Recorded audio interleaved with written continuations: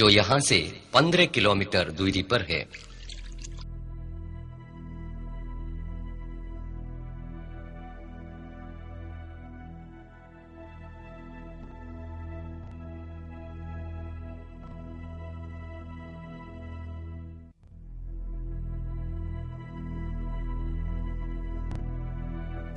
تقریباً 4000 سال پہلے حضرت ابراہیم علیہ السلام یہاں پیدا ہوئے۔ خلیل اللہ ابراہیم علیہ السلام کے ایمان کی پختگی اور ایثار و قربانی کا ذکر کئی مرتبہ آیا ہے۔ یہ حضرت ابراہیم علیہ السلام کا مکان ہے۔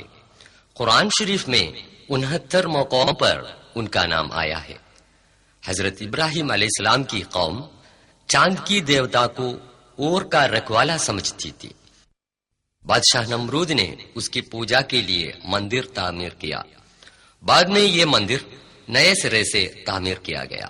ساتھ جو ہے عراقی سپاہی اور اور کا رہنما ہے۔ ابراہیم علیہ السلام نے اپنے والد بادشاہ نمرود اور اپنی قوم کو بت پرستی کی بے عقلی سے آگاہ کیا، جو قریب 5000 دیوی دیوتاؤں کی پوجا کرتے تھے۔ انہوں نے اعلان کیا کہ اپنے ہاتھوں سے بنائے ہوئے اندھے اور بہرے بتوں کی پوجا کرنا سرکشی اور بیوقوفی کے سوا اور کچھ نہیں۔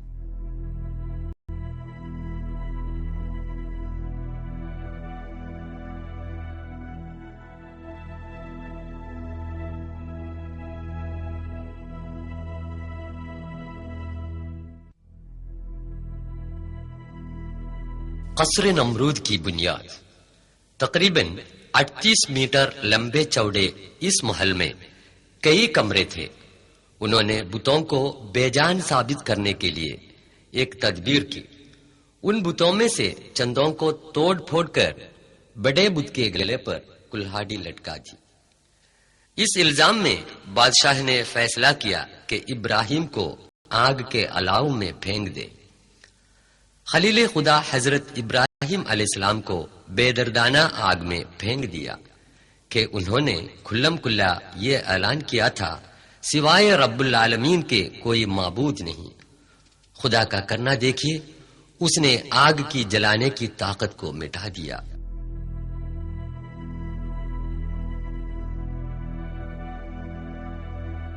سورہ 21 انبیاء آیت 69 میں خدا فرماتا ہے، قلنا يا نار كوني بردا وسلاما على إبراهيم وأرادوا به كيدا فجعلناهم الأخسرين۔ ہم نے حکم دیا، اے آگ تو ابراہیم پر ٹھنڈک اور آرام ہو جا۔ وہ اس کا برا چاہنے لگے، پھر انہی کو ہم نے نقصان میں ڈالا۔ گھر بار چھوڑ کر سخت منزلیں طے کرتے ہوئے حضرت ابراہیم علیہ السلام 1200 سے زائد کلومیٹر دور فلسطین پہنچے۔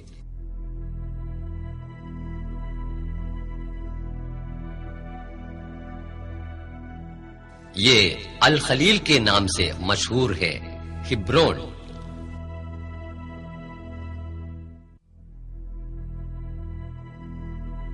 آپ کی قبر اس الخلیل مسجد کے قریب ہے۔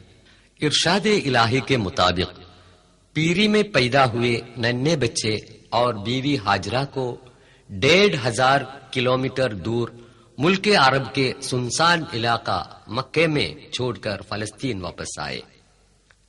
مکے کی خوش وادی میں پانی کی تلاش میں صفا مروہ کے درمیان بیوی ہاجرہ بھاگی پھری۔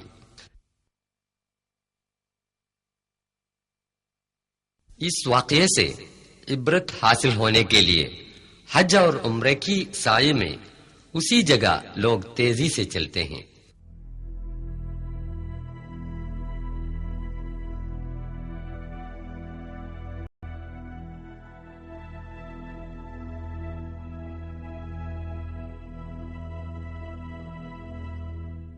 مکے کی ویران وادی میں وہ ننھا سا بچہ پیاس کے مارے پاؤں مار مار کر رونے لگا تو وہیں سے ایک چشمہ پھوٹ نکلا.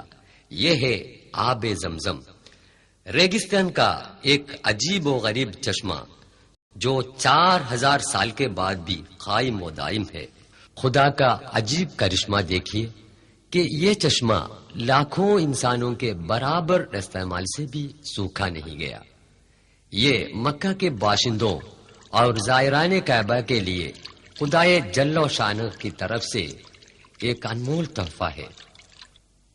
صاحبزادہ اسماعیل پلے بڑھے. خدا تعالی نے حضرت ابراہیم علیہ السلام کو حکم دیا کہ بیٹے اسماعیل کو ذبح کرے. حکم الہی کی تعمیل کے واسطے وہ پھر فلسطین سے مکہ میں آئے. باپ بیٹے کو لے کر مینا پہنچا تو ملعون شیطان نے اس مہم سے باز لانے کی کوشش کی. اسی جگہ پر ابراہیم علیہ السلام نے شیطان کی طرف پتھر پھینکا تھا. حضور اکرم صلی اللہ علیہ وسلم کے حکم کے مطابق فریضہ حج کے موقع پر اسی جگہ پر جب پتھر پھینکتے ہیں تو ساری شیطانی طاقتوں اور برائیوں سے مقابلہ کرنے کا جوش و خروش اور ایمان ہم میں پیدا ہوتا ہے، نہیں تو وہ حج بالکل بے روح بن جاتا ہے. اللہ اکبر کے نعرے کے ساتھ پتھر پھینکے جاتے ہیں. پتھروں کا ستونوں پر لگنے کی ضرورت نہیں، اس محیطے میں گرنا ہی کافی ہے. پتھر پھینکنے سے حاجی لوگ یہ قسم کھاتے ہیں کہ خدا کی مرضی سے بٹ کر اور کچھ نہیں.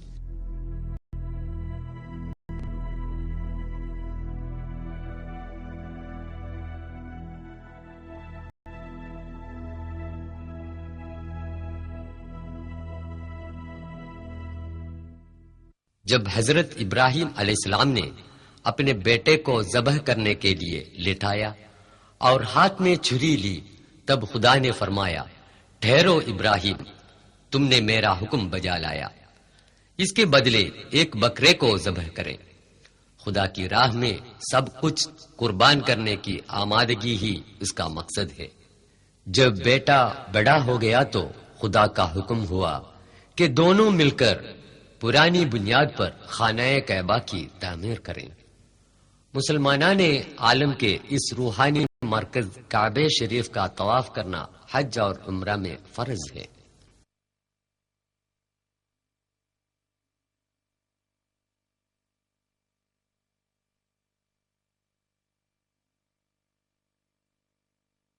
الاسکا سے لے کر جزیرے فجی تک پھیلے ہوئے اس وسیع دنیا کے 200 سے زیادہ ممالک سے لاکھوں لوگ اس مقدس مقام پر آ پہنچتے ہیں اور حج ادا کرتے ہیں. دیش بھیس، رنگ و زبان، حسب و نسب، کسی امتیازات کے بنا مسجد الحرام میں دوش بدوش ہو کر نماز پڑھنے والے حاجی لوگوں کو ہم دیکھ رہے ہیں.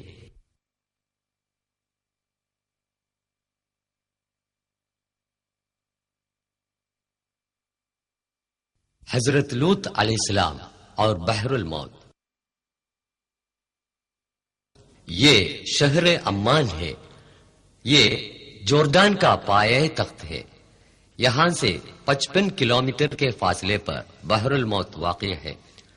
حضرت ابراہیم علیہ السلام کا بھتیجا لوط علیہ السلام کو فلسطین کے مشرقی علاقوں میں پیغمبر بنا کر بھیجا گیا.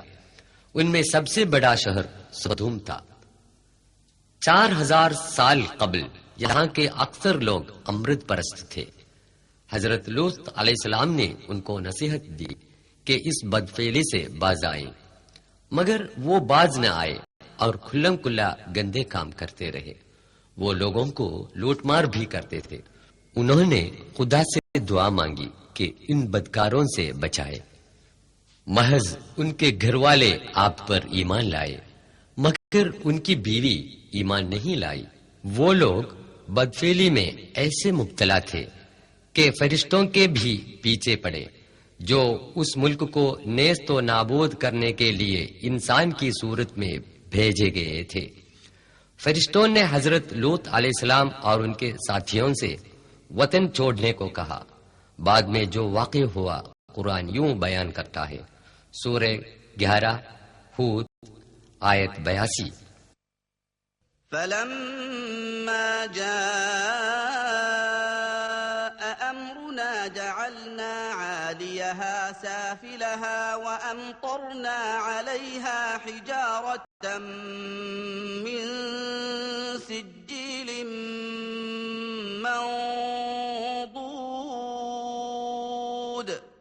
پھر جب ہمارا حکم پہنچا تو وہ بستی اوپر نیچے کر ڈالی اور ان پر کنکروں کی پتھریاں برسائیں جو خدا کے ہاں مقرر تھی. ان بدماش لوگوں کو برباد کرنے کے لیے خدا تعالی نے جو کیمیائی بارش برسائی اور زلزلہ پیدا کیا تھا، ان کے نتیجے میں بحر الموت کے نمک کی شرح دیگر سمندروں سے 8 گنا زیادہ ہے. نمک اور دیگر کھاری چیزوں کی زیادتی کی وجہ سے اس پانی کی ڈینسٹی بہت زیادہ ہو گئی ہے، لہذا اس میں لیٹنے پر کوئی ڈوب نہیں جاتا. اس میں جان کے نام و نشان نہیں ہے، اس لیے یہ بحر المیت کے نام سے مشہور ہو گیا ہے. 82 کلومیٹر لمبائی اور 18 میٹر چوڑائی کے اس سمندر کی گہرائی ہزاروں فٹ ہے. فلسطین کے اس پار سطح سمندر سے 1300 فٹ نچائی میں جوردان اور اسرائیل کے بیچ میں بحر المیت واقع ہے. سورہ 29 عنکبوت آیات 34 اور 35 میں خدا فرماتا ہے: إنا منزلون على أهل هذه القرية رجزا من السماء بما كانوا يفسقون وَلَقَدْ تَرَكْنَا مِنْهَا آيَةً بَيِّنَةً لِقَوْمٍ يَعْقِلُونَ. ہم اس بستی کے رہنے والوں پر ان کی بدکاری کی وجہ سے آسمان سے عذاب اتارنے والے ہیں. عقل مندوں کے لیے ہم نے اس میں ایک کھلی نشانی چھوڑی، اور وہی ہے یہ جھیل اور اس کے آس پاس کے مقامات.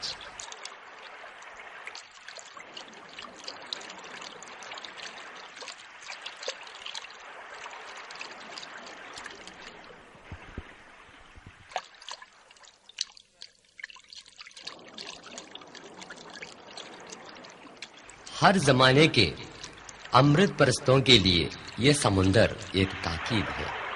ہمیں یاد رکھنی چاہیے کہ سدوم کے باشندوں سے خدا کو کوئی نفرت بھی نہیں اور ہم سے کوئی خاص محبت بھی نہیں.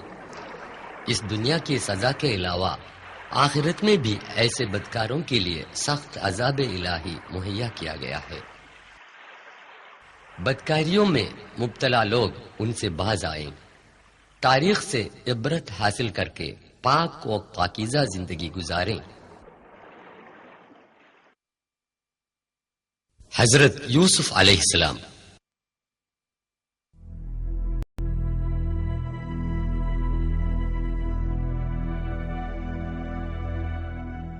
حضرت یوسف علیہ السلام حضرت یعقوب یعنی اسرائیل علیہ السلام کے بیٹے تھے. انہوں نے مصر میں حکومت کی تھی. انہوں نے 1000 دنوں کی محنت سے دریائے نیل سے ایک نہر نکالی جس کا نام نہر یوسف ہے. یہ ندی الف یوم کے علاقے سے بہتی ہے. الف یوم کے معنی ہیں 1000 دن. اس ندی کی وجہ سے وہ پورا علاقہ آج بھی ہرا بھرا رہتا ہے. یہ نہر قاہرہ سے 80 کلومیٹر دور جنوبی مغرب کی طرف بہتی ہے.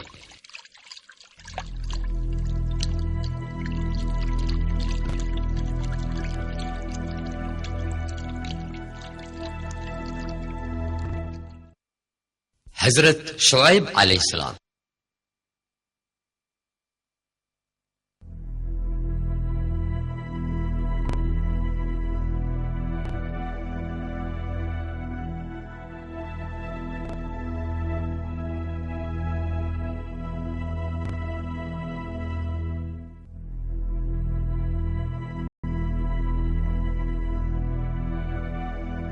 یہ مدین کا راستہ ہے جو جوردان کے پایہ تخت عمان سے 135 کلومیٹر دور ہے۔ اللہ تعالی نے مدین کی طرف حضرت شعیب علیہ السلام کو پیغمبر بنا کر بھیجا۔ ان کی تعلیمات یہ تھے سوائے خدا کے کسی اور کی عبادت نہ کرے اور تول و ناپ میں انصاف کرے، لیکن لوگوں نے ان کا مذاق اڑایا اور تجارت میں فریب کاری کو جاری رکھا۔ خدا کا عذاب ان پر آ پڑا۔ سورہ 11 ہود آیات 94 اور 95۔ ولما جاء أمرنا نجينا شعيبا والذين آمنوا معه برحمة منا وأخذت الذين ظلموا الصيحة فأصبحوا في ديارهم جاثمين۔ جب ہمارا حکم پہنچا تو ہم نے شعیب کو اور جو ان کے ساتھ ایمان لائے تھے اپنی مہربانی سے ان کو نجات دی، اور ظالموں کو سخت آواز نے آ پکڑا، پس وہ صبح کو اپنے گھروں میں اوندھے پڑے رہ گئے۔ مدین کی یہ ویران وادی طول اور ناپ میں مکاری کرنے والے لوگوں کے لیے ایک تاکید کے طور پر آج بھی سونی پڑی ہوئی ہے۔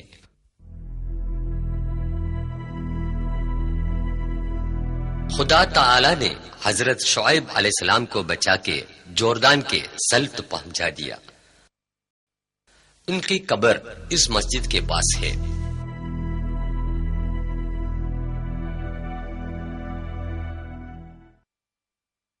موسیٰ علیہ السلام۔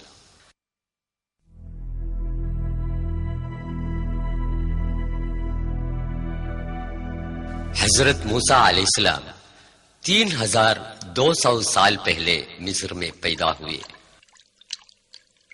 مصر کے خود سر بادشاہ فرعون نے یہ حکم دیا کہ بنو اسرائیل میں پیدا ہونے والے تمام لڑکوں کو قتل کیا جائے،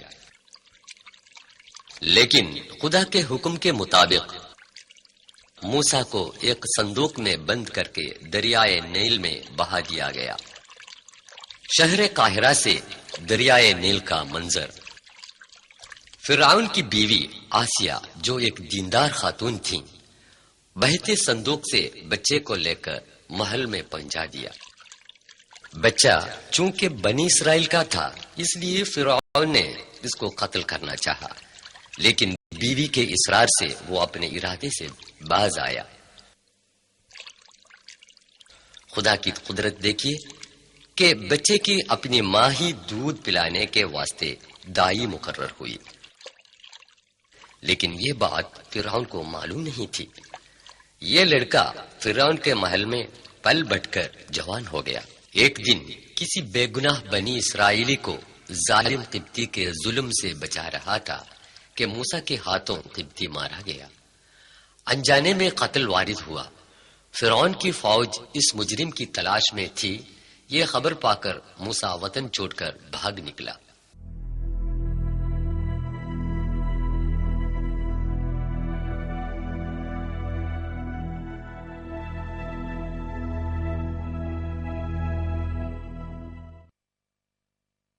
موسیٰ سینا اور اسرائیل کے صحرائے نیگیو سے ہو کر تنہا 600 سے زیادہ کلومیٹر سفر کر کے مدین پہنچا۔ بعد میں جو واقع ہوا سورہ 28 القصص آیا 23 میں اللہ فرماتا ہے، ولما ورد ماء مدين وجد عليه أمة من الناس يسقون ووجد من دونهم امرأتين تذودان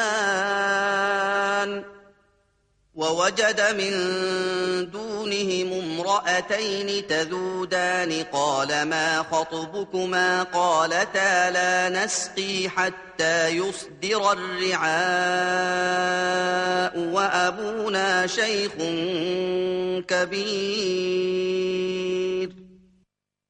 جب وہ مدین کے پانی پر پہنچا تو اس نے اس پر آدمیوں کی ایک بھیڑ پائی جو بکریوں کو پانی پلاتے تھے، اور ان سے 2 عورتیں پائیں جو بکریوں کو روکے ہوئی تھیں. موسیٰ نے کہا تمہارا کام کیا ہے؟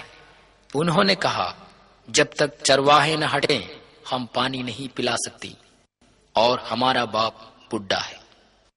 موسیٰ علیہ السلام نے ان کی بکریوں کو پانی پلایا.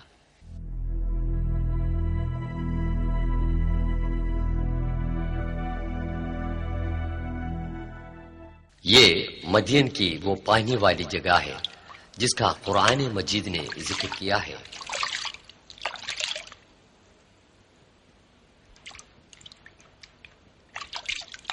سورہ 28 القصص آیت 24. فسقى لهما ثم تولى إلى الظل فقال رب إني لما أنزلت إلي من خير فقير.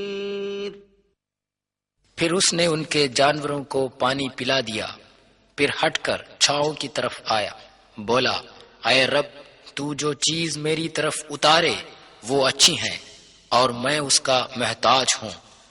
حضرت موسیٰ علیہ السلام نے اسی سائے میں آرام کیا تھا. تب عورتوں میں سے ایک نے آ کر کہا بکریوں کو پانی پلانے کی اجرت دینے کے لیے آپ کو ابا جان بلاتے ہیں. ان کے والد تھے حضرت شعیب علیہ السلام جن کا گھر اس پہاڑی کے ڈھلوان پر تھا. حضرت موسیٰ علیہ السلام حضرت شعیب علیہ السلام کی صاحبزادی سے شادی کر کے مدین میں رہے.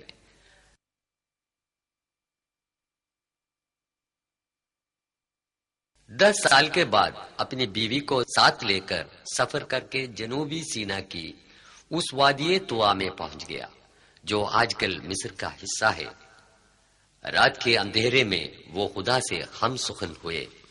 بعد میں جو واقع ہوئے سورہ 20 طٰہٰ آیات 12 تا 14 میں اللہ تعالی فرماتا ہے فلما أتاها نودي يا موسى إني أنا ربك فاخلع نعليك إنك بالواد المقدس طوى وأنا اخترتك فاستمع لما يوحى إنني أنا الله لا إله إلا أنا فاعبدني وأقم الصلاة لذكري. جب وہ اس کے پاس آیا اسے آواز آئی اے موسیٰ میں تیرا پروردگار ہوں، بس تو اپنی دونوں جوتیاں اتار دے. تو اس وقت مقدس وادی طوا میں ہے اور میں نے تجھ کو برگزیدہ بنایا ہے، بس جو کچھ تجھے الہام کیا جائے اسے سنتے جائیو.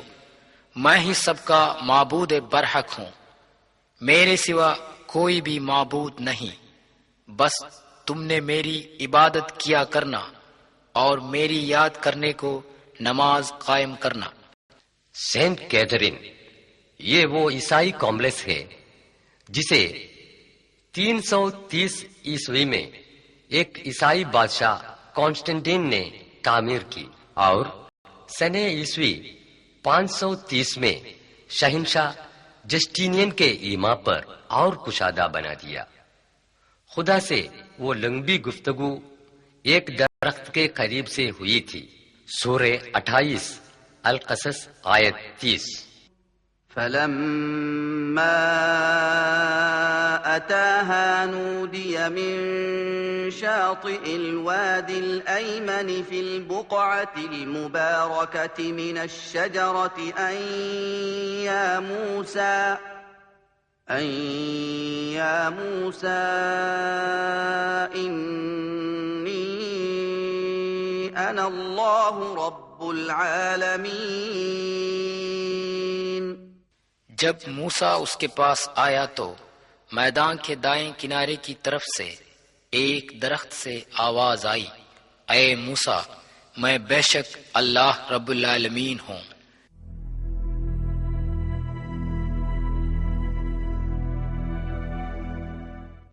جہاں کلام الہی سنایا گیا تھا وہاں ایک درخت تھا. آج اسی جگہ پر ایک اور درخت لگایا گیا ہے. چونکہ اس وقت شعلہ دکھایا گیا تھا اس لیے یہ درخت سلگتے پودے برننگ ٹری کے نام سے مشہور ہے. عیسائیوں کی بنائی گئی اس سینٹ کیتھرین کمپلیکس کو محفوظ رکھنے کے لیے سنہ 6 ہجری میں حضرت صلی اللہ علیہ وسلم کا ارسال فرمایا ہوا خط آپ کی فراخ دلی اور مذہبی رواداری کا ثبوت بن کر قائم رہتا ہے. اس خط کی کاپی اس کمپلیکس کے اندر محفوظ ہے. پھر خدا تعالی نے موسیٰ علیہ السلام کو حکم دیا کہ ہاتھ کی جو لاٹھی ہے اسے زمین پر ڈال دے. فوراً وہ ایک سانپ بن گئی. جب اس کو پکڑ دیا پہلے کی طرح وہ لاٹھی بن گیا اور ہاتھ بغل میں ملانے سے نہایت سفید نکلے. یہ دونوں قوتیں حضرت موسیٰ علیہ السلام کو نبوت کے ثبوت میں معجزہ کے طور پر ملی تھی. پھر خدا نے حکم دیا کہ حضرت ہارون علیہ السلام کو ساتھ لے کر فرعون کے پاس جائیں. انہوں نے فرعون سے کہا، ہم دونوں پروردگار عالم خدا تعالی کے پیغمبر بنا کر بھیجے ہوئے ہیں، اس لیے خدا کا حکم مانے اور بنی اسرائیل کو آزاد کر کے ہمارے ساتھ بھیج دے. فرعون کی حکومت میں انہیں توحید کی تعلیم دینا ناممکن تھا. فرعون چونکہ اپنے آپ کو خدا مانتا تھا اس لیے کائنات کے رکھوالے کو خدا ماننے کو تیار نہیں ہوا. بنی اسرائیل کو غلام بنایا اور ان سے سخت محنت کروایا. اہرام مصر. بنی اسرائیل کو غلام بنا کے بادشاہان فرعون نے گیزا میں جو اہرام تعمیر کرائے تھے وہ آج بھی دنیا کے عجائبات میں شمار کیے جاتے ہیں. خاندان فرعون جنہوں نے 5000 قبل مسیح سے 322 قبل مسیح تک مصر میں حکومت کی تھی، موت کے بعد لاش کو بغیر سڑے گلے ممی کر کے محفوظ رکھنے کے واسطے فرعون خاندان کے چند بادشاہوں نے اہرام بنائے تھے. ان میں سے سب سے بڑا چیوف ہے جو بادشاہ کوفو کا پیرامڈ ہے. یہ 4500 سال پہلے بنایا ہوا تھا. یہ پیرامڈ 23 لاکھ پتھروں سے بنایا گیا ہے جن میں سے ہر ایک کی سراسر طول 2500 کلو گرام ہے جس کی اونچائی 147 میٹر ہے. اس کی تکمیل کے لیے 3 لاکھ مزدوروں نے کئی سال محنت کی تھی. یہ اندازہ لگایا جا سکتا ہے کہ اس زمانے میں جبکہ کرائن بھی موجود نہ تھا ان پتھروں کو اوپر تک پہنچانے میں مزدوروں نے کیسی مشقتیں اٹھائی ہوں گی. گیزا میں دوسرا پیرامڈ بادشاہ شیفون اور تیسرا میسرنس بادشاہ کے ہیں.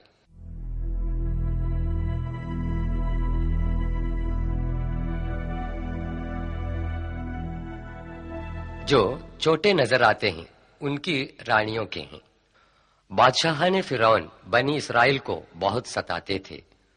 سورہ 7 آیت 129 میں خدا تعالیٰ فرماتا ہے، قالوا أوذينا من قبل أن تأتينا ومن بعد ما جئتنا قال عسى ربكم أن يهلك عدوكم ويستخلفكم في الأرض فينظر كيف تعملون. بنی اسرائیل نے کہا، تیرے آنے سے پہلے بھی ہم کو ایذائیں پہنچتی رہیں اور تیرے آنے کے بعد بھی. موسیٰ علیہ السلام نے کہا، خدا سے امید ہے کہ تمہارے دشمن کو ضرور ہلاک کرے گا اور تم کو زمین میں بادشاہ بنا دے گا، پھر تمہارے کاموں کو بھی دیکھے گا. اسفنکس ایک دیوزاد مجسمہ ہے جس کے سر آدمی کا اور تن شیر کا ہے. بڑے پتھر میں تراشی ہوئی یہ مورت گیزا میں پیرامڈوں کے قریب ہے. صدیوں سے ریت میں ڈسا پڑا ہوا یہ مجسمہ 1816 عیسوی میں دریافت ہوا. عربی میں اس کو ابو الحول کہتے ہیں.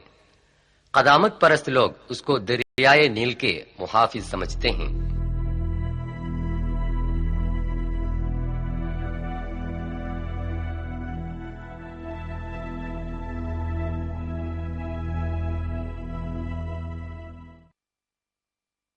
فرعون.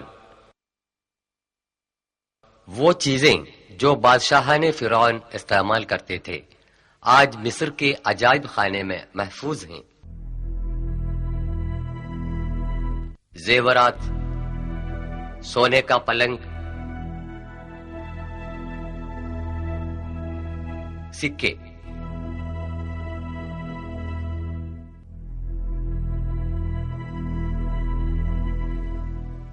وہ مومیا جس میں فرعون کا جسم پیرامڈ کے اندر دفن کیا گیا تھا، بعد میں مصر کی سرکار نے ان چیزوں کو پیرامڈ کے اندر سے عجائب خانے میں تبدیل کر دیا. یہ سونے کا مومیا ہے.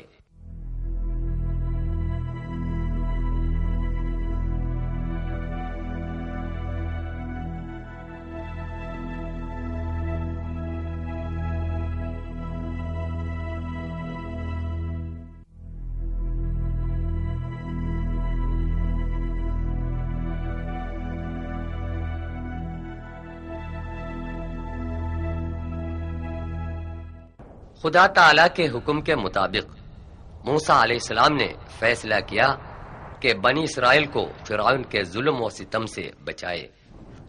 حضرت موسیٰ علیہ السلام اور حضرت ہارون علیہ السلام ہزاروں بنی اسرائیلیوں کو ساتھ لے کر چپکے سے راتوں رات مصر سے روپوش ہو گئے. یہ جان کر فرعون بھاری لشکر لے کر ان کو پکڑنے کے لیے نکلا. تاریخ سے پتہ چلتا ہے کہ بحر احمر کے شمالی طرف خلیج سوئز کے شمال میں دونوں پہنچ گئے. اس نازک موقع پر خدا تعالی نے حکم دیا. سورہ 26 آیت 63. فَأَوْحَيْنَا إِلَى مُوسَىٰ أَنِ اضْرِب بِّعَصَاكَ الْبَحْرَ فَانفَلَقَ فَكَانَ كُلُّ فِرْقٍ كَالطَّوْدِ الْعَظِيمِ. اپنی لکڑی اس دریا پر مار. یہ خلیج سوئز کا وہ حصہ ہے جو اس وقت پھٹ گیا تھا. دونوں طرف پانی ٹیلے کی طرح ہٹ کر رہا. سمندر میں ایک راستہ نکل آیا جو خشک اور سوکھا ہوا تھا، اور اس راستے سے بنی اسرائیل سینا کی طرف بچ نکلے. فرعون اور اس کے لشکر سمندر کے اس راستے سے بنی اسرائیل کے پیچھے پڑے. جب وہ لوگ سمندر کے بیچوں بیچ پہنچ گئے تو پانی کو حکم ہوا فوراً مل جائے. پانی کے طبقات مل گئے. فرعون اور اس کے لشکر سمندر میں ڈوب مرے. قرآن شریف نے یہ اعلان کیا ہے کہ فرعون کی لاش ایک عبرت آمیز نشان بن کر رہ جائے گا.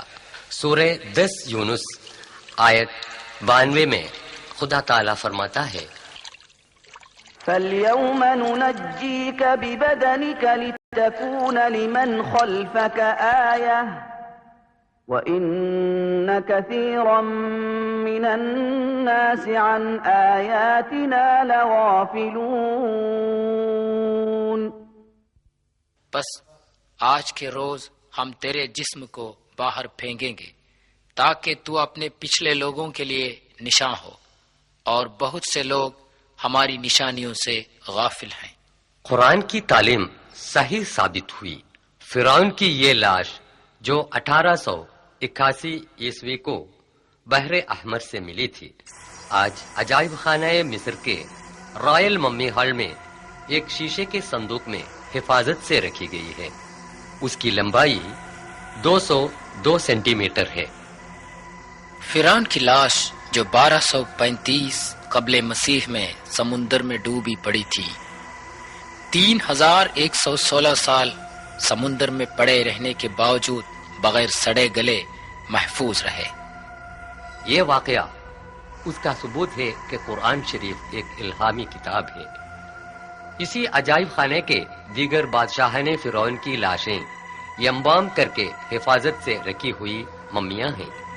یہ غور طلب ہے کہ رامسیس ثانی کے نام سے مشہور جس فرعون کا ذکر قرآن نے کیا ہے اس کی لاش ممی نہیں ہے۔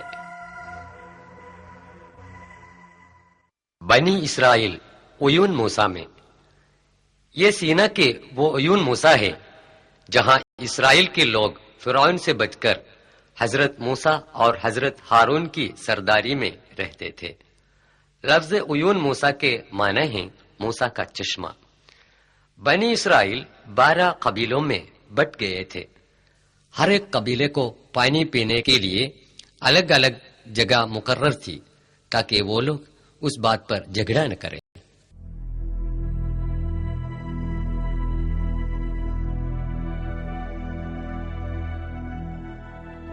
یہ کنواں ان میں سے ایک ہے۔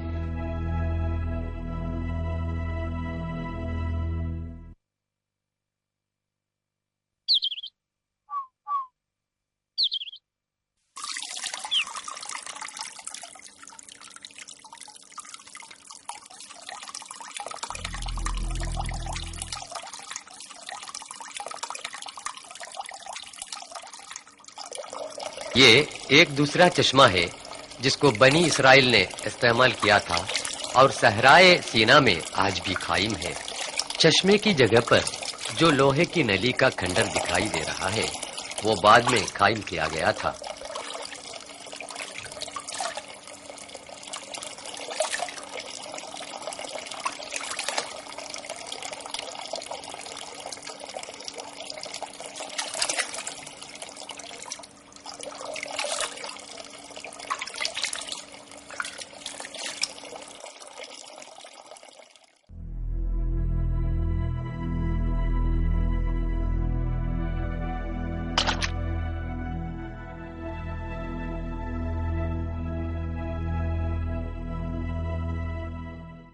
پانی پینے کی جگہیں جنہیں دیگر رائل قبائل نے استعمال کی تھیں، جو سینا سے چند کلومیٹر کی دوری پر آج بھی قائم ہیں۔ ان میں سے ایک چشمہ جو سوکھ گیا ہے۔ بنی اسرائیل نے پھر سے سینا کی طرف رخ کیا۔ موسیٰ علیہ السلام نے ان کو وادی طوا کے قریب وادی راہا میں بسایا۔ وادی طوا میں موسیٰ علیہ السلام کی آمد یہ دوسری بار ہے۔ اس زمانے میں بنی اسرائیل کو پانی کی قلت محسوس ہوئی۔ ان لوگوں نے حضرت موسیٰ علیہ السلام سے شکایت کی۔ بعد کے واقعات خدا تعالی یوں بیان کرتا ہے۔ سورہ 7 اعراف آیت 160۔ وَقَطَّعْنَاهُمُ 12 أَسْبَاطًا أُمَمًا وَأَوْحَيْنَا، ہم نے ان کو 12 گروہ بنایا، اور جب موسیٰ کی قوم نے ان سے پانی طلب کیا تو ہم نے موسیٰ کو پیغام دیا کہ اپنی لکڑی پتھر پر مار، پس 12 چشمے ان میں سے بہہ نکلے۔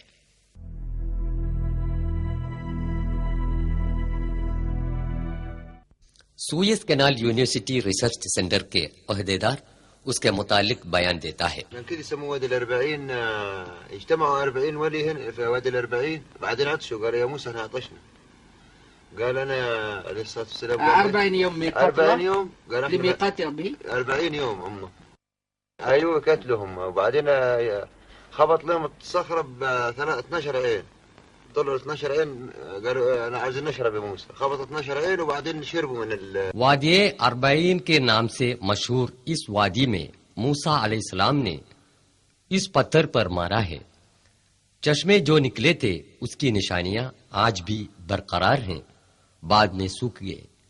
یہ تقریباً وادی طوا سے 3 کلومیٹر فاصلے پر ہے۔ أن اضرب بعصاك الحجر فانبجست منه 12 عينا فانبجست منه 12 عينا طوا میں مقیم سویس کینال یونیورسٹی کے پروفیسر ڈاکٹر ماجدی ناصف اور ڈاکٹر مصطفیٰ اے موسی اس تصویر کے بارے میں بیان کرتے ہیں. هو ده قبر سيدنا عمرو تقريبا ولا صالح؟ النبي صالح الصالح قدام نبي صالح up over where through asphaltic road 6 kilometers from here. on the way. Yeah, on the way.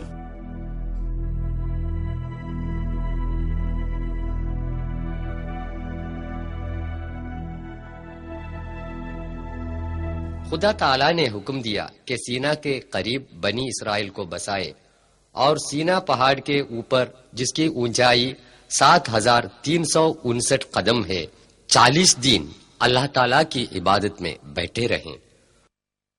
7 آراف آیت 142 میں اللہ تعالیٰ فرماتا ہے وواعدنا موسى 30 ليلة وأتممناها ب10 فتم ميقات ربه 40 ليلة وقال موسى لأخيه هارون اخلفني في قومي وأصلح ولا تتبع سبيل المفسدين.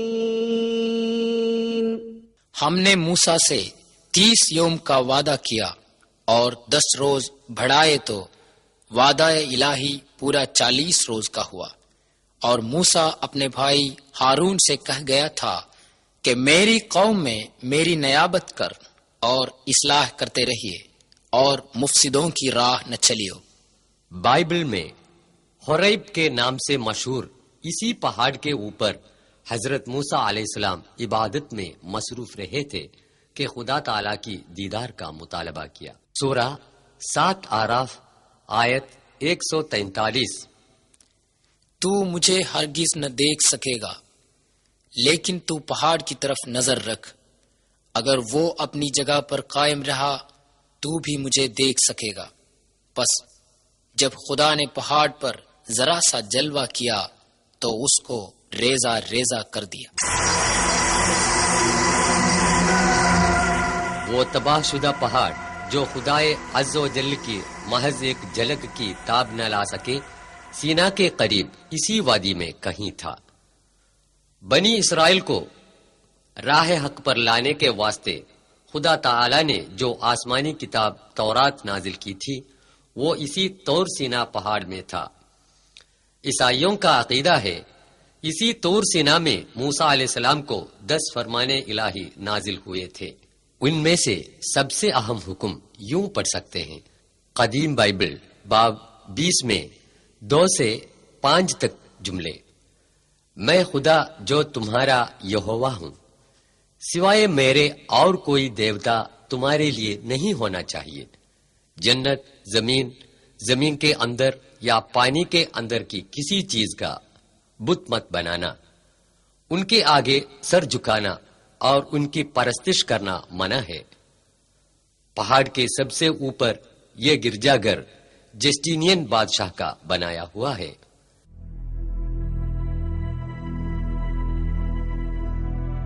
اندر یا پانی کے اندر کی کسی چیز کا بت مت بنانا، ان کے آگے سر جھکانا اور ان کی پرستش کرنا منع ہے. پہاڑ کے سب سے اوپر یہ گرجا گھر جسٹینین بادشاہ کا بنایا ہوا ہے.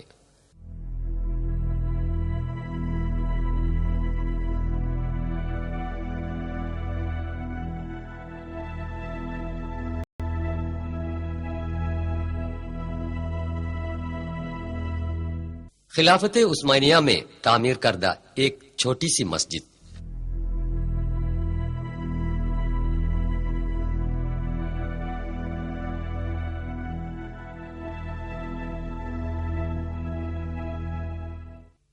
جب تک حضرت موسیٰ علیہ السلام سینا پہاڑ سے واپس نہ آئے تب تک بنی اسرائیل میں سے ایک گروہ سامری نام سے مشہور ایک سونار کے بنائے گئے سونے کے بچڑے کی پوجا کر کے خدا تعالی کی ناراضگی کا شکار بن چکا تھا. یہ بھی اس وادی راہا کے دوران خیام میں ہے. سوئس کنال یونیورسٹی ریسرچ سینٹر کے محقق جناب کمال اودا یہی بیان کرتے ہوئے هم يقال أن هناك تجمع بني إسرائيل في هذه المنطقة وانتظروا سيدنا موسى حينما ذهب إلى ميقات ربه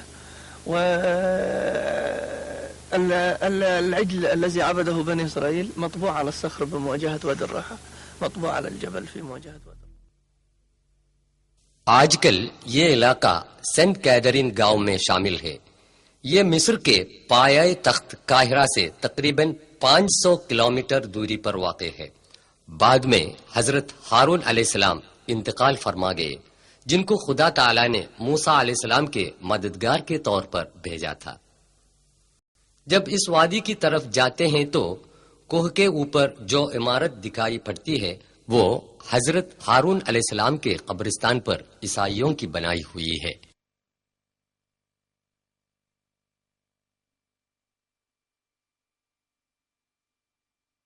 قارون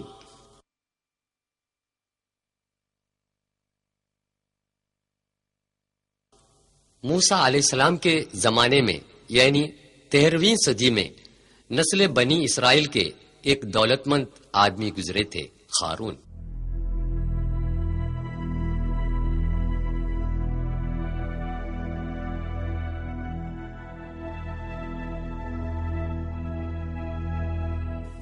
قاہرہ سے 150 کلومیٹر مغرب کی طرف ایک مندر ہے. اس مقام کا نام قصر قارون ہے. قرآن شریف کے سورہ 28 قصص آیت 74 میں یوں بتایا گیا ہے: إن قارون كان من قوم موسى فبغى عليهم وآتيناه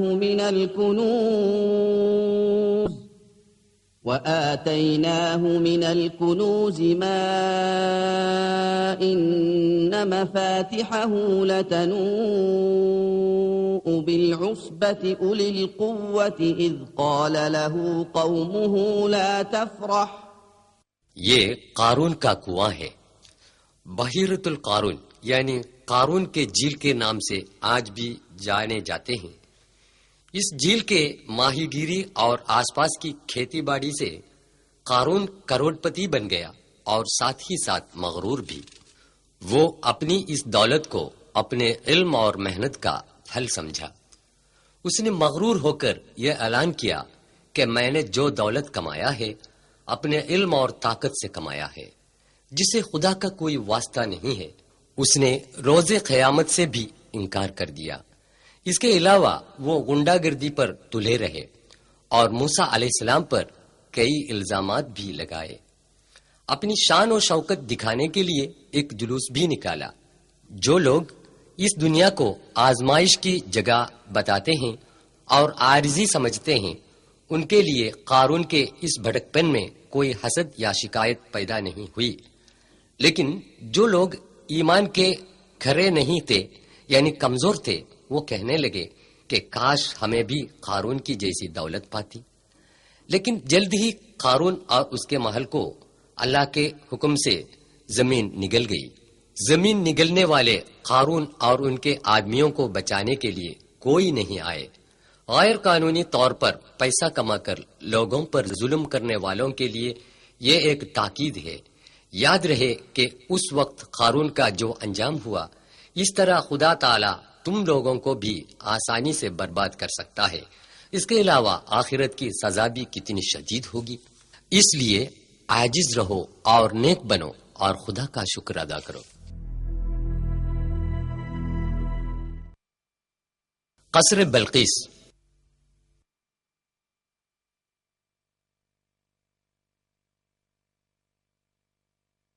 فلسطین میں داؤد علیہ السلام کا صاحبزادہ پیغمبر سلیمان علیہ السلام باپ کے بعد بادشاہ بن گئے.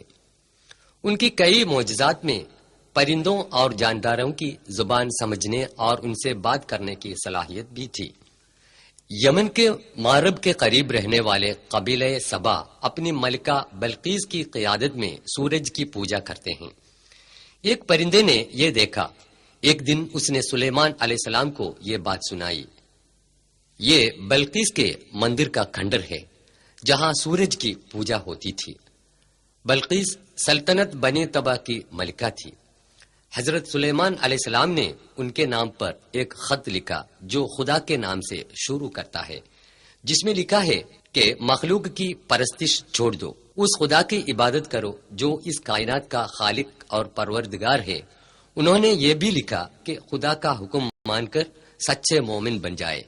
خود ہی نے یہ خط یمن میں پہنچا دیا جس نے حضرت سلیمان علیہ السلام کو ملکہ بلقیس کی خبر دی تھی. رانی سبا یعنی کہ ملکہ بلقیس کے محل کے کھنڈر یمن کے سبا میں آج بھی آپ دیکھ سکتے ہیں، جو مخلوق کی پرستش اور خرافات کی ظلمت سے صرف خدائے واحد کی عبادت کرنے کے لیے سچائی کے راستے میں آئی تھی. ملکہ بلقیس یمن سے 2200 کلومیٹر دور جیروشلم میں حضرت سلیمان علیہ السلام کے پاس آئی. اس سے پہلے تخت ملکہ بلقیس معجزہ کے ذریعے حضرت سلیمان علیہ السلام نے جیروشلم میں پہنچا دیا تھا. جیروشلم میں پہنچ کر ملکہ نے اعلان کیا. سورہ 27 النمل آیا 44.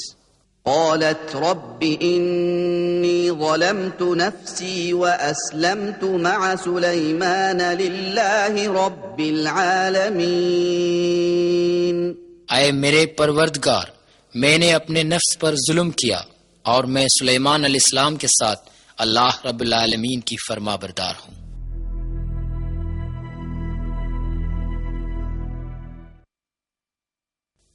مسجد الاقصی.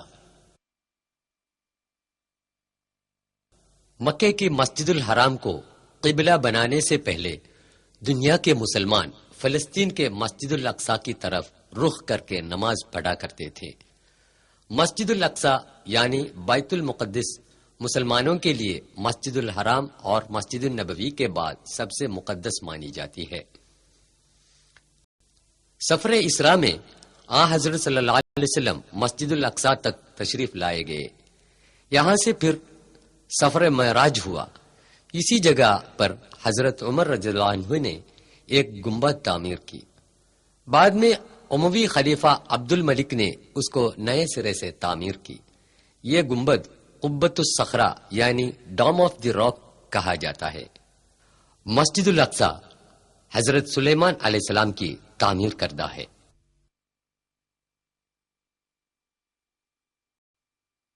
یونس علیہ السلام.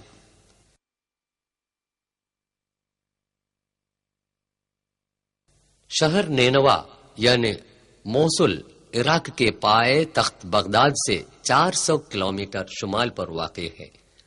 یہ دریائے فرات کے کنارے ہے جہاں کے پیغمبر تھے حضرت یونس علیہ السلام. ان کی تبلیغ و تعلیم کو قوم نے جب نظر انداز کر دیا تو یونس علیہ السلام ان سے ناراض ہو کر ہجرت کر گئے. وہ ایک جہاز پر سوار ہوئے. جہاز خطرے میں پڑا. جہاز سے بوجھ کم کرنے کے لیے چند آدمیوں کو سمندر میں پھینکنے کا فیصلہ کیا. قرعہ نکالا گیا اور یونس علیہ السلام سمندر میں پھینک دیا گیا. سمندر میں حضرت یونس علیہ السلام کو ایک بہت بڑی مچھلی نگل لیا. خدا کی اجازت کے بغیر وطن چھوڑا اور مچھلی کے پیٹ میں آئے. حضرت یونس علیہ السلام نے اپنے کیے پر پچھتائے. انہوں نے اپنے رب سے رہائی کی دعا مانگی. مچھلی نے ان کو ساحل پر اگل دیا. وہ پھر اپنی قوم میں آئے. خدا کا پیغام ماننے والے لوگ حضرت یونس علیہ السلام پر ایمان لائے. ان کی قوم نافرمان بردار اور مغرور تھی اور خدا نے سزا کی تاکید بھی دی تھی. لیکن جب اس قوم نے اپنی غلطی پر پچھتایا اور توبہ کیا تو سزا سے بچایا اور معاف کر دیا گیا. قرآن شریف کے سورہ 10 آیت 98 میں اس کا ذکر ہے. موصل کی اس مسجد کے قریب یونس علیہ السلام کا مزار واقع ہے.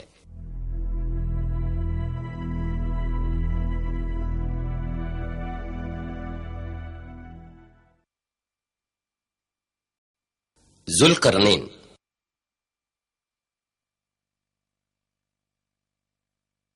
سورہ 18 الکہف آیات 83 سے 99 تک حضرت ذوالقرنین کی تاریخ ہے. یہ ہے یورپی ملک جورجیا کے پایہ تخت شہر تبلیسی. چھٹی صدی قبل مسیح میں ذوالقرنین کی قوم اس علاقے میں آباد تھی۔ یاجوج ماجوج کی قوم حضرت نوح علیہ السلام کے صاحبزادہ یافس کی اولاد تھی، جس میں یاجوج قوم تاتاری کے نام اور ماجوج قوم منگولی کے نام سے مشہور ہیں۔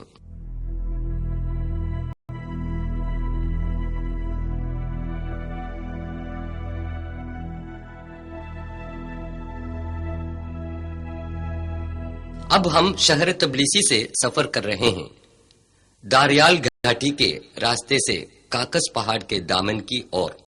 یاجوج ماجوج کے غیر مہذب اور ظالم لوگ داریال گھاٹی کے راستے سے آ کر کاکس کے جنوبی علاقے میں لوٹ مارا کرتے تھے۔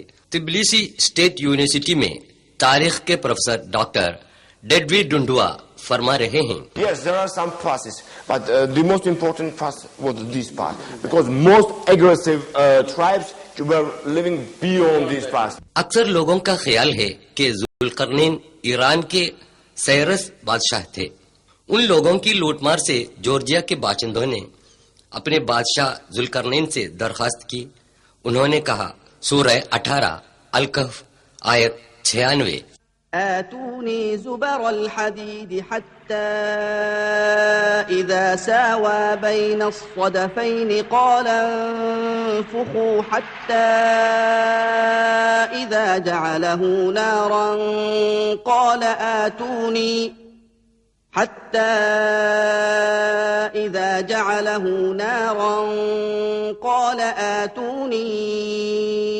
أفرغ عليه قطرا۔ میرے پاس لوہے کے ٹکڑے لاؤ، حتیٰ کہ جب درے کے اوپر کے کناروں تک پہنچ گئی اس نے حکم دیا کہ اس میں آگ لگا دو، یہاں تک کہ جب اس کو بالکل آگ کر دیا تو اس نے کہا، لاؤ میں اس پر پگھلا ہوا تانبا انڈیل دوں۔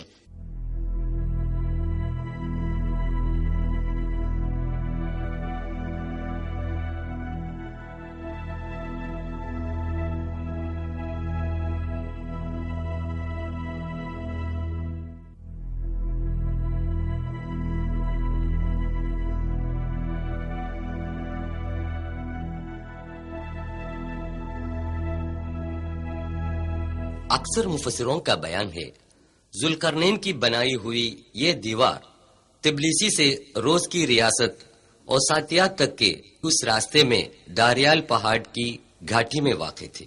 وہ دیوار اتنی مضبوط تھی کہ یاجوج ماجوج کی لوٹ مار سے ذوالقرنین کی قوم بچ گئی۔ آگے چل کر یہ دیوار پورے طور پر برباد کی گئی، اب اس کا نام و نشان باقی نہیں۔ فولادی دیوار بنانے کی تکنیکی صلاحیت ذوالقرنین نے اپنی قوم کی بھلائی کے لیے استعمال کی، اور خدا نے ان کا نام آسمانی کتاب میں قیامت تک جاودان بنا دیا۔ سائنس اور ٹیکنالوجی کی تعلیم یافتہ لوگوں کے لیے ذوالقرنین ایک نمونہ ہے۔ سماج کی ترقی اور بہبودی کے لیے سائنس اور ٹیکنالوجی کا استعمال کریں اور دونوں جہاں میں کامیابی حاصل کریں۔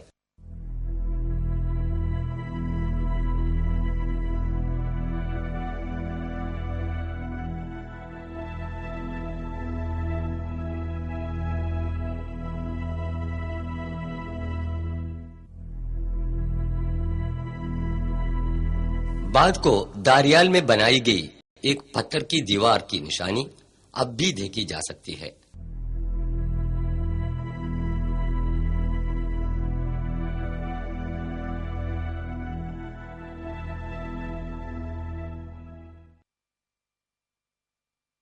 حضرت عیسیٰ علیہ السلام۔ یہ ہے بیت لحم جو عیسیٰ علیہ السلام کے مقام پیدائش سے مشہور ہے۔ روز محشر میں خدا تعالی حضرت عیسیٰ علیہ السلام سے مخاطب ہو کر یوں کہے گا۔ قرآن یوں بیان کرتا ہے، سورہ 5 مائدہ آیت 116 کا خلاصہ مختصراً یوں ہے، صاحبزادے مریم، کیا تو نے یہ بتایا تھا کہ سوائے اللہ کے تجھے اور تیری والدے کو خدا بنائے؟ تب حضرت عیسیٰ علیہ السلام فرمائے گا، تو کتنا پاک ہے، میں وہ نہیں کہہ سکتا جسے کہنے کا مجھے حق نہیں ہے۔ اگر میں وہ کہا ہوتا تو بے شک تو جانتا۔ میرے دل میں جو ہے وہ تو جانتا ہے، تیرے دل میں کیا ہے میں نہیں جانتا، بے شک تو ہی غائب کا جاننے والا ہے۔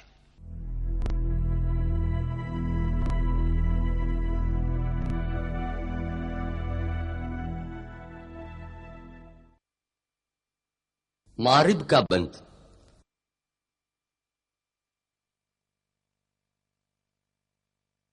مارب یمن کی راجدھانی سنا سے 200 کلومیٹر کے فاصلے پر واقع ہے۔ یہاں کی ملکہ بلقیس قبیلے سبا کی تھی۔ حضرت سلیمان علیہ السلام پر ایمان لائیں اور یروشلم چلی گئی تھی۔ یہ اس زمانے کے سبا قبیلہ کے مکانات ہیں۔ ان کو خدا تعالی نے بے شمار نعمتیں عطا کی تھیں۔ سورہ 34 سبا آیت 15 میں اس کا بیان ہے۔ عیش و عشرت میں ڈوب کر کفر اور بے وفائی میں رہنے والے قبیلے سبا کے باغات یہاں تھے۔ ان کے باغات کی آبیاری کے لیے جو بند استعمال کیا تھا وہ بند ٹوٹ گیا۔ سیلاب کی تیز رفتاری میں شگفتہ و شاداب باغات کو خدا نے درہم برہم کر دیا۔ سورہ 34 آیت 16 میں بیان کیا ہوا یہ واقعہ 120 میں تھا۔ لقد كان لسبإ في مسكنهم آية جنتان عن يمين وشمال كلوا من رزق ربكم واشكروا له بلدة طيبة ورب غفور فأعرضوا فأرسلنا یہ اس ٹوٹے پھوٹے بند کا کھنڈر ہے۔ فأعرضوا فأرسلنا عليهم سيل العرم وبدلناهم بجنتيهم جنتين ذواتي أكل خمط وأثل وبدلناهم بجنتيهم جنتين ذواتي أكل خمط وأثل وشيء من سدر قليل۔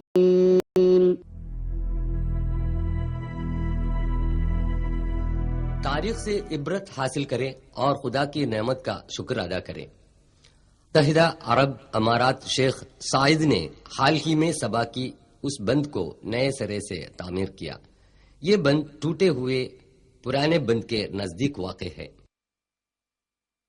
اہل الکہف۔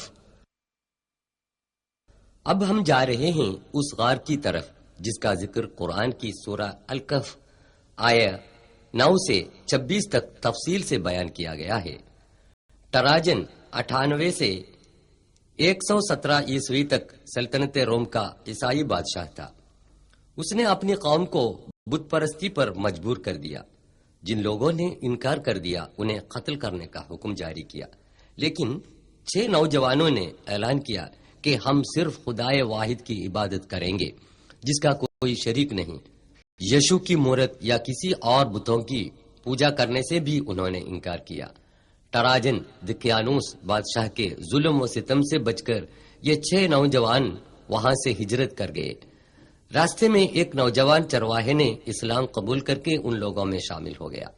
چرواہے کے کتے کو ساتھ لے کر 7 نوجوان جوردان کے پائے تخت عمان کے قریبی علاقے رقیم کے ایک پہاڑ کے دامن میں ایک کوہ میں پناہ لی اور انہوں نے خدا سے دعا کی، اے پروردگار، تیری رحمت ہم پر عطا فرما اور ہماری بگڑی بات کو بنا کر ہماری مشکلیں آسان فرما۔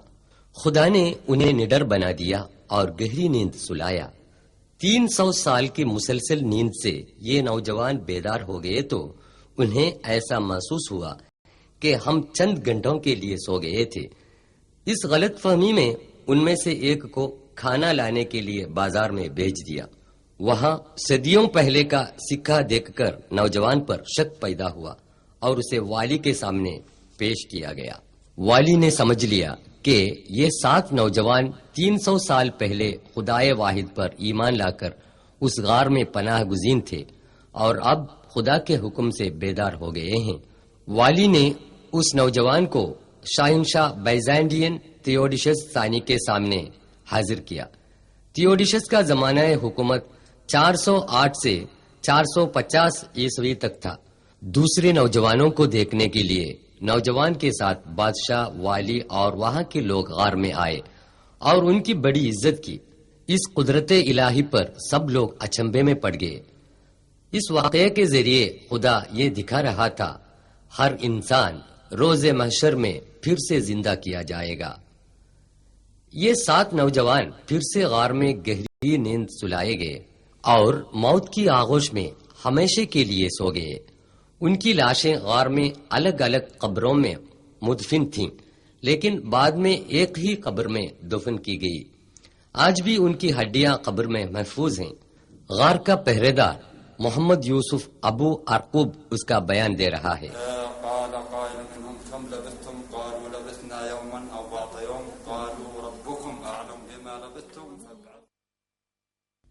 یہ غار کی وہ سوراخ ہے جس کے ذریعے ہوا اور روشنی اندر آتی ہے۔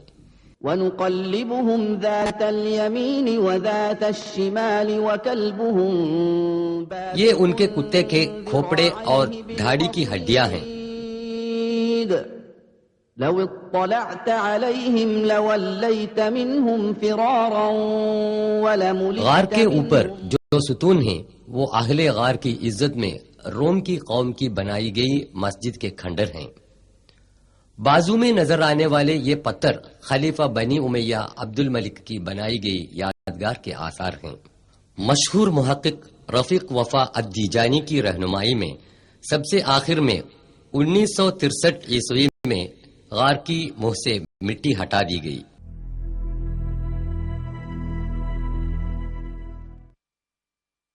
ابرہت۔ بسم اللہ الرحمن الرحیم ألم تر كيف فعل ربك بأصحاب الفيل ألم يجعل كيدهم في تضليل وأرسل عليهم طيرا أبابيل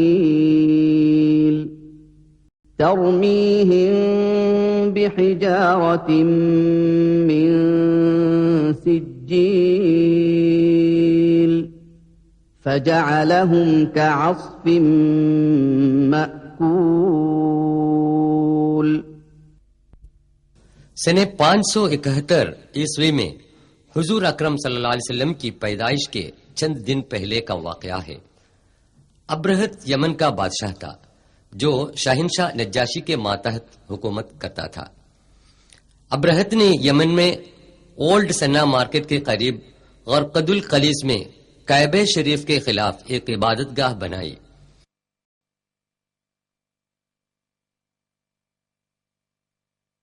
وہ مصنوعی کعبہ اس جگہ پر بنایا گیا تھا۔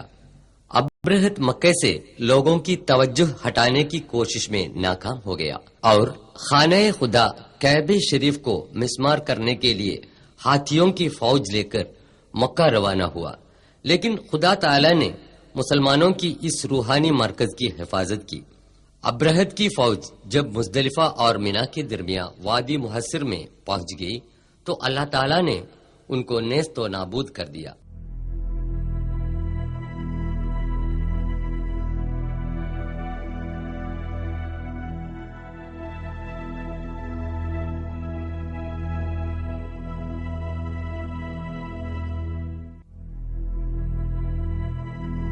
یہ وہ جگہ دکھائی دے رہی ہے۔ سورہ 105 الفیل میں اس کا بیان ہے۔ کیا تو نے دیکھا نہیں کہ ہاتھی والوں کے ساتھ تیرے رب نے کیا سلوک کیا؟ خدا نے ان کی تدبیروں کو ناکام کر دیا، ان پر ابابیل پرندے بھیجے گئے جو ان پر پتھر کی کنکریاں پھینکتے تھے، پھر ان کو کھایا ہوا بھس کی طرح کر ڈالا۔ سرور عالم حضرت صلی اللہ علیہ وسلم جب 40 برس کے ہو گئے تو مکے سے 3 کلومیٹر دور جبل نور کے غار ہرا میں جا کر اکیلے بیٹھا کرتے تھے۔ آپ بچپن ہی سے ساری برائیوں سے پرہیز رہتے تھے، لوگ ان کو الامین کے لقب سے پکارتے تھے۔ اپنی قوم کے برے رسم و رواج پر وہ بے چین رہتے تھے۔ بت پرستی، زناکاری، شراب خوری، لڑکیوں کا زندہ گاڑ دینا، قبیلوں کی باہمی لڑائی وغیرہ سماجی برائیوں سے آپ کا معصوم دل بے قرار رہتا تھا۔ غار ہرا میں آپ بہت دنوں تک خدا کی یاد میں ماہور رہتے تھے۔ جبل نور کے اس غیر آباد علاقے میں ساری سہولتوں کو چھوڑ کر اندھیری رات گزارتے تھے۔ ایک دن حضرت محمد صلی اللہ علیہ وسلم غار ہرا میں بیٹھے ہوئے تھے۔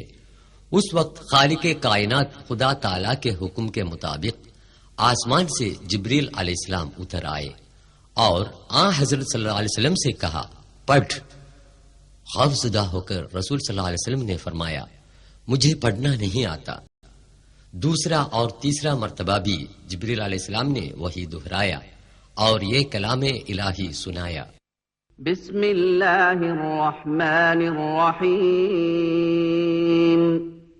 اقرأ باسم ربک الذی خلق خلق الانسان من علق اقرأ وربک الاکرم الذي علم بالقلم علم الانسان ما لم يعلم۔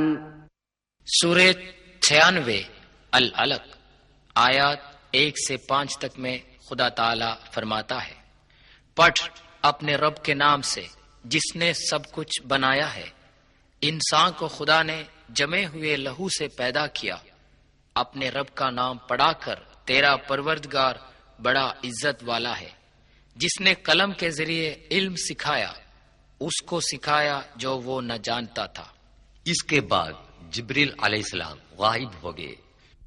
یہاں پر اس قرآن کریم کی ابتدا ہوئی جو سنہ عیسوی 610 سے قیامت تک آنے والے سارے انسانوں کے لیے چشمہ ہدایت ہے۔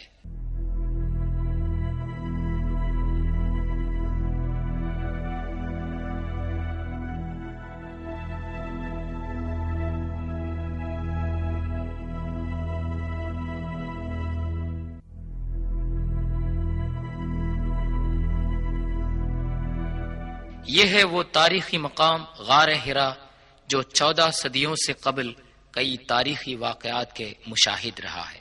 غار ہرا بعد میں جبل نور یعنی نور کا پہاڑ کے نام سے مشہور ہوا۔ غار ہرا سے لے کر 23 سال کی زندگی میں مختلف مواقع پر نازل شدہ کلام الہی کا مجموعہ ہے قرآن شریف۔ سرکار دو عالم صلی اللہ علیہ وسلم کی 13 سال کی مکی زندگی ناقابل برداشت تھی۔ جب رسول اللہ صلی اللہ علیہ وسلم بت پرستی کی مخالفت کرنے لگے اور خدائے واحد کی تعلیم دینے لگے تو ظلم و ستم کے شکار ہو گئے۔ مکے کی زندگی ناگوار ہو گئی تھی۔ دشمنوں کی مخالفت بڑھنے لگی، ساتھ ساتھ مسلمانوں کی تعداد بڑھنے لگی۔ رسول اکرم صلی اللہ علیہ وسلم نے اپنے ساتھیوں کو مدینے کی طرف کوچ کرنے کا حکم دیا، جو مکے سے 400 کلومیٹر کے فاصلے پر واقع ہے۔ 53 سال کی عمر میں حضرت صلی اللہ علیہ وسلم دشمن سے بچ کر اپنے گھر سے نکلے۔ اپنے جگری دوست ابو بکر صدیق رضی اللہ عنہ کے ساتھ غار ثور کی طرف تشریف لے گئے۔ جو ابھی آپ دیکھ رہے ہیں یہ وہ غار ثور ہے جہاں حضور اکرم صلی اللہ علیہ وسلم اور ابو بکر صدیق رضی اللہ عنہ دشمنوں سے بچ کر 3 دن تک پناہ گزین رہے۔ دشمن رسول صلی اللہ علیہ وسلم کی تلاش میں غار کے سامنے پہنچ گئے۔ خوف زدہ ابو بکر رضی اللہ عنہ سے حضرت صلی اللہ علیہ وسلم نے سرگوشی میں فرمایا، غم نہ کر، خدا ہمارے ساتھ ہے۔ إلا تنصروه فقد نصره الله إذ أخرجه الذين كفروا ثاني اثنين إذ هما في الغار إذ يقول لصاحبه لا تحزن إن اس غار ثور کا اندرونی حصہ جس نے اشرف الخلق رسول صلی اللہ علیہ وسلم کو پناہ دیا تھا، سورہ 9 توبہ آیت 40 میں اس واقعے کا بیان کیا ہے۔ دشمنوں کے چلے جانے کے بعد حضرت صلی اللہ علیہ وسلم اور حضرت ابو بکر رضی اللہ عنہ ایک رہنما کے ساتھ اونٹ پر سوار ہو کر مدینے کی طرف روانہ ہو گئے۔ جبل ثور سے جبل حرا کا منظر۔ جب حضرت صلی اللہ علیہ وسلم مدینے سے 3 کلومیٹر فاصلے پر قباء پہنچے تو حضور صلی اللہ علیہ وسلم کا اونٹ گھٹنے کے بل کھڑے ہو گیا۔ خدا کے حکم کے مطابق رسول صلی اللہ علیہ وسلم کی نگرانی میں 4 دن میں مسجد قباء بنائی گئی۔ بعد میں سعودی حکومت نے اسے نئے سرے سے تعمیر کی۔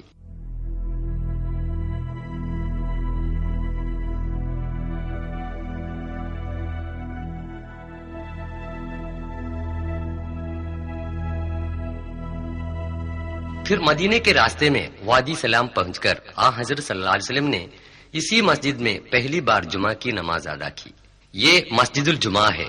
بعد میں یہ مسجد بھی حکومت نے نئے سرے سے تعمیر کی۔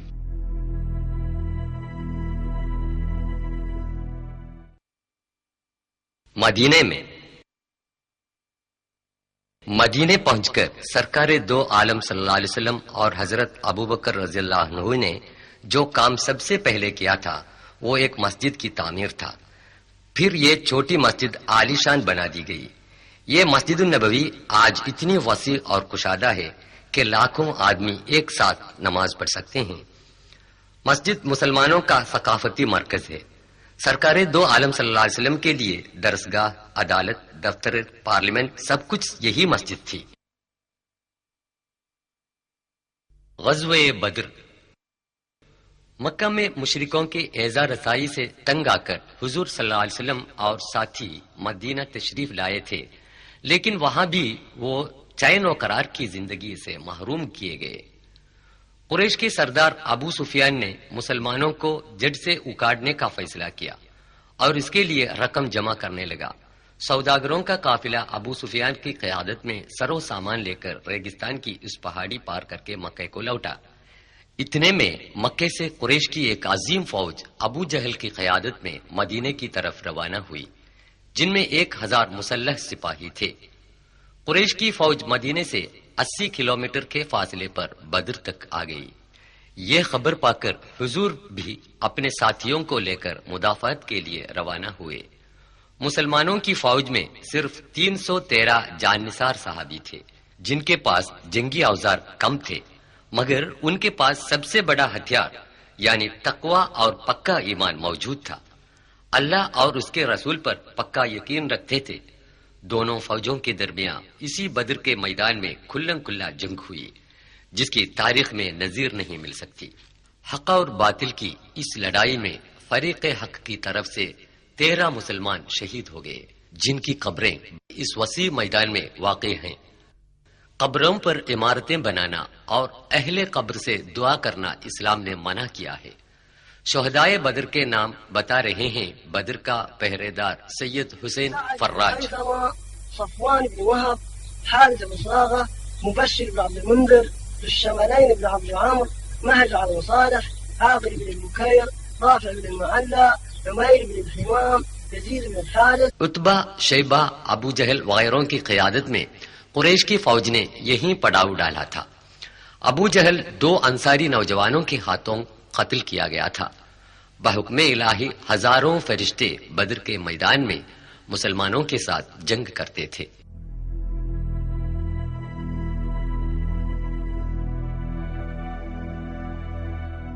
حضور اکرم صلی اللہ علیہ وسلم کی سرداری میں مسلمانوں کی فوج نے یہیں خیمہ ڈالا تھا۔ مسلمانوں کے لیے جنگی ساز و سامان کی قلت تھی، اس کے باوجود قریش کی فوج میدان جنگ چھوڑ کر بھاگنے پر مجبور ہو گئی اور مسلمان فوج خدا کی مدد سے اس لڑائی میں غالب آ گئی۔ جہاں پیغمبر حضرت محمد صلی اللہ علیہ وسلم کا خیمہ ڈالا گیا تھا، وہاں آج ایک مسجد بنی ہوئی ہے اور وہ ہے مسجد حارث۔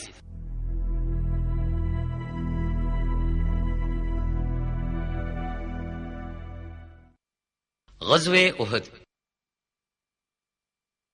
حضرت محمد صلی اللہ علیہ وسلم بڑے کشادہ دل تھے ہی، مگر قریش نے آپ کو چین و قرار سے رہنے نہ دیا۔ بدر کے دوسرے ہی سال میں قریش کے 3000 مسلح سپاہیوں کی فوج مدینے کی طرف آئی اور مدینے کے قریب احد کی وادی میں پڑاؤ ڈالا۔ یہ ہے جبل الرمات، جہاں حضور اکرم صلی اللہ علیہ وسلم نے عبداللہ بن جبیر رضی اللہ عنہ کی قیادت میں 50 تیر اندازوں کو پہرے پر کھڑا کر دیا تھا اور حکم دیا جب تک میری اجازت نہ ملے تب تک ٹیلے سے نیچے نہ اترنا اور دشمنوں کی طرف تیر چلاتے رہنا۔ شہر مدینہ کے قریب جبل الرمات کی اسی وادی میں 700 مسلمان اور 3000 کفار کے درمیان گھماسان جنگ ہوئی تھی۔ خدا پرست اور جان نثار مسلمانوں کے سامنے کفار کے پاؤں اکھڑ گئے۔ قریش کی فوج کے علمبردار اور سرداروں کے مارے جانے پر وہ پیچھے ہٹنے لگے۔ مسلمان سپاہی مال غنیمت جمع کرنے میں مصروف ہوئے۔ یہ دیکھ کر تیر انداز سپاہی جبل الرمات سے نیچے آئے اور غنیمت جمع کرنے میں شامل ہو گئے۔ اب پہاڑی پر صرف 10 آدمی باقی رہ گئے تھے۔ خالد بن ولید جو قریش کے گھڑ سواروں کا سردار تھا، موقع پا کر اپنے ساتھیوں کے ساتھ پہاڑ پر چڑھ گیا اور رہے سہے مسلمانوں پر وار کرنے لگے۔ اس ناگہاں حملے پر مسلمان فوج درہم برہم ہو گئی اور وہ آپس میں لڑنے لگے اور بہت سے مسلمان شہید ہو گئے۔ تھوڑی ہی دیر میں مسلمانوں نے پھر سے ہمت سنبھالی اور دشمنوں پر زور سے حملہ کرنے لگے تو دشمن میدان جنگ سے فرار ہو گئے۔ احد کے اس احاطے میں تقریباً 7 شہداء کی قبریں موجود ہیں۔ ان قبروں پر پتھر کے نشان تک موجود نہیں۔ بیچ میں سید الشہداء حضرت حمزہ بن عبد المطلب کی قبر ہے۔ غزوہ احد یہ سبق دیتا ہے کہ دین کی خاطر کام کرنے والوں کو کامیابی حاصل ہوتی ہے، جبکہ دین پر دنیا کو ترجیح دینے والوں کو ناکامی حاصل ہوتی ہے۔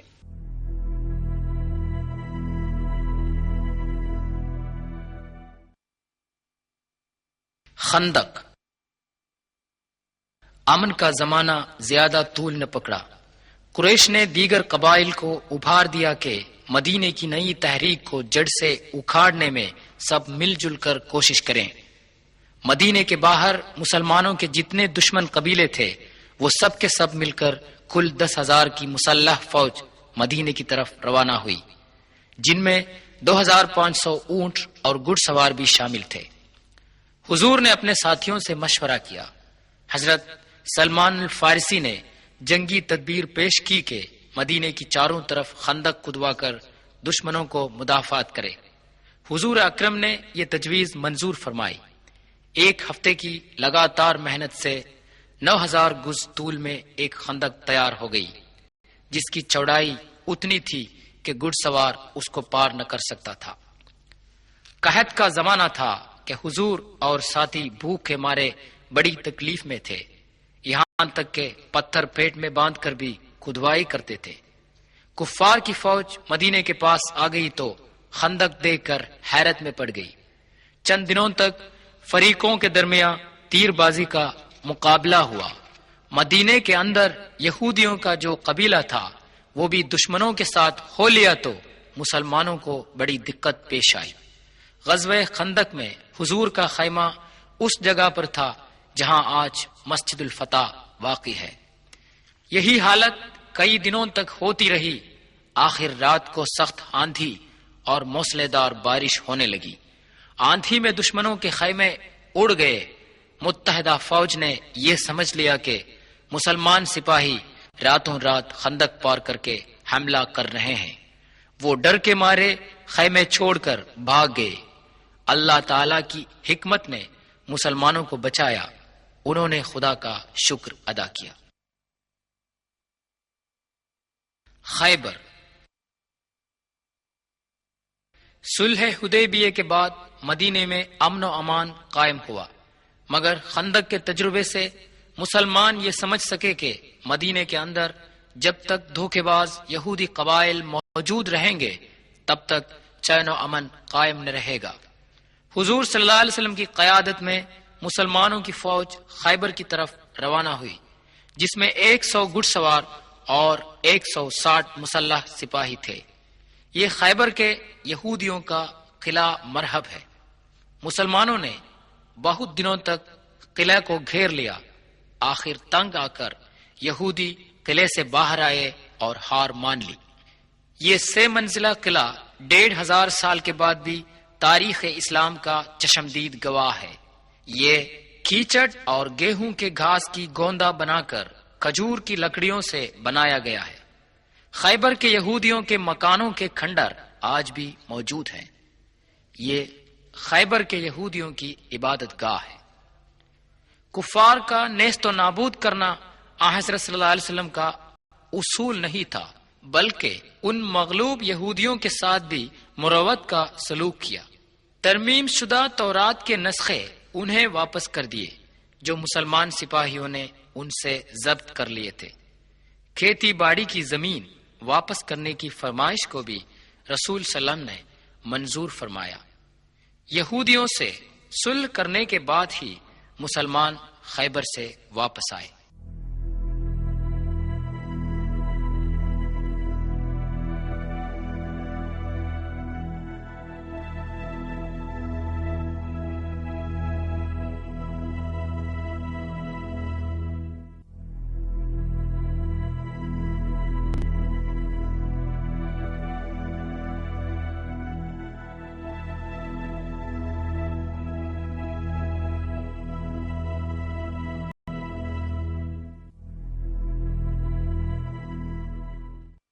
حضرت صلی اللہ علیہ وسلم کے خطوط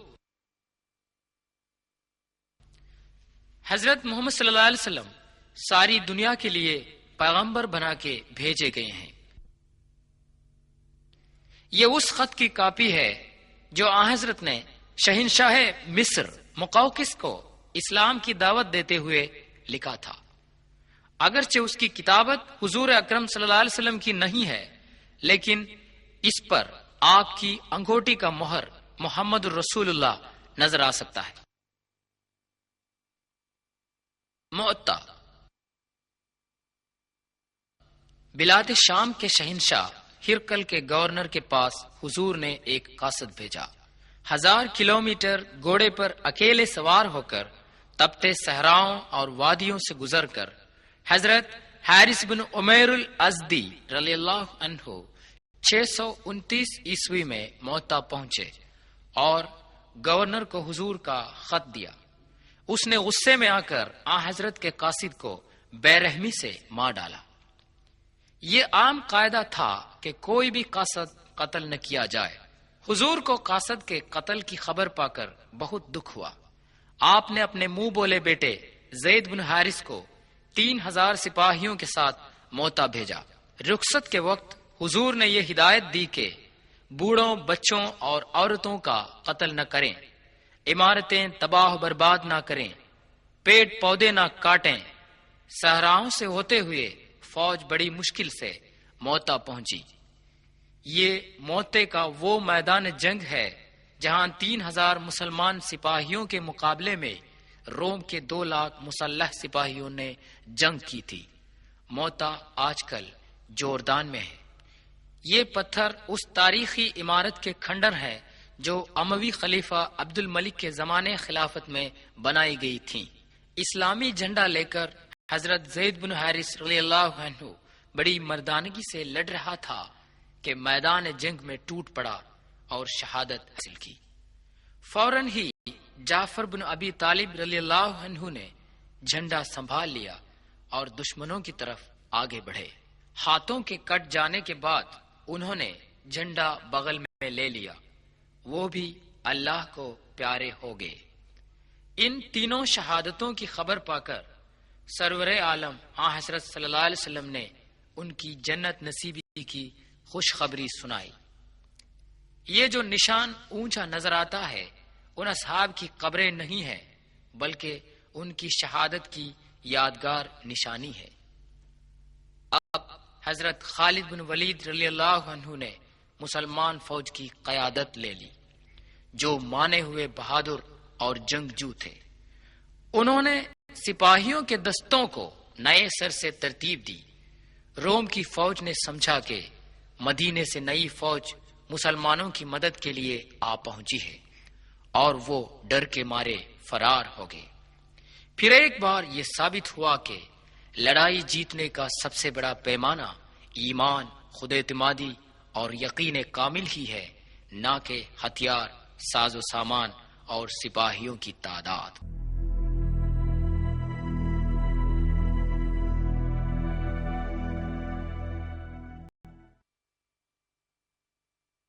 فتح مکہ۔ حضرت صلی اللہ علیہ وسلم ہزاروں مسلمانوں کو ساتھ لے کر کسی کو خبر دینے کے بنا ریگستان سے مدینے کی طرف روانہ ہو گئے۔ مکہ کے قریش اور ان کے روسا، جنہوں نے حضرت اور ساتھیوں کو اپنے وطن اور گھر سے باہر نکال دیا، ان پر بے دردانہ ظلم کیا تھا، جب مجبوری کی حالت میں حضرت سے مغلوب ہو گئے تو آپ نے ان کو معافی دی، اپنے مذہب اور عقیدے کے مطابق جینے کی انہیں آزادی دی۔ یہ ان واقعات میں سے ایک ہے جن سے یہ غلط ثابت ہوا کہ اسلام کی تبلیغ و اشاعت تلوار کے زور سے ہوئی۔ سورہ 6 ممتحنہ آیت 8 میں خدا تعالی مسلمانوں کو حکم دیتا ہے، ان تمام غیر مسلمانوں سے بھلائی کر اور انصاف کر جنہوں نے تم سے مذہب کے نام پر جنگ کا اعلان نہیں کیا ہے۔ اللہ کے سوا کسی اور کو پکار کے دعا مانگنے والوں کو آپ نہ ڈانٹے۔ عثمان رضی اللہ عنہ کا کنواں۔ مدینے میں پانی کا سخت قحط پڑ گیا۔ روما جو ایک یہودی تھا، محض اسی کے کنویں میں پانی تھا۔ پیغمبر حضرت محمد صلی اللہ علیہ وسلم نے فرمایا، جو کوئی روما کا کنواں خرید کر مسلمانوں کے لیے وقف کر دے گا اس کو جنت نصیب ہوگی۔ یہ سن کر عثمان رضی اللہ عنہ نے 20,000 دینار دے کر کنواں خریدا اور مسلمانوں کے لیے وقف کر دیا۔ یہ مدینے سے 5 کلومیٹر کی دوری پر ہے، جس میں آج بھی کثرت سے پانی ہے۔ حجۃ الوداع۔ پیغمبر حضرت محمد صلی اللہ علیہ وسلم نے تا حیات ایک ہی حج کیا ہے۔ حضور صلی اللہ علیہ وسلم نے حج پر جانے کا اعلان کیا۔ ملک عرب کے کونے کونے میں یہ اعلان گونج اٹھا۔ دیہات، شہر، وادیاں اور ریگستان کے لوگوں نے اس کا خیر مقدم کیا۔ لوگ مدینے کی طرف بہنے لگے۔